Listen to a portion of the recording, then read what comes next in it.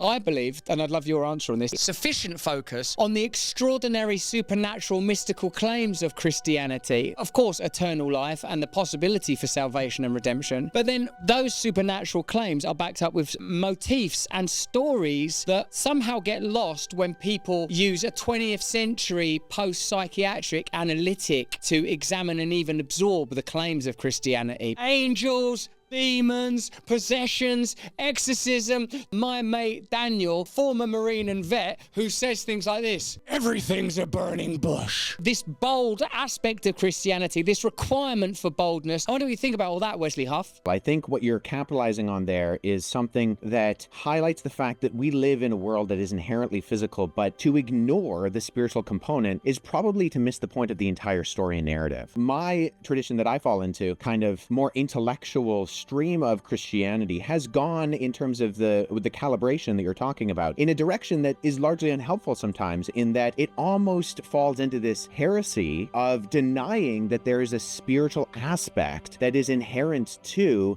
the message of historical biblical Christianity. And I'm a student of the Bible, and if you read the biblical text, particularly the ancient Near Eastern perspective of the Old Testament, there's a fundamental understanding of the crossing over of the spiritual and the physical that is always there and is sometimes very dangerous.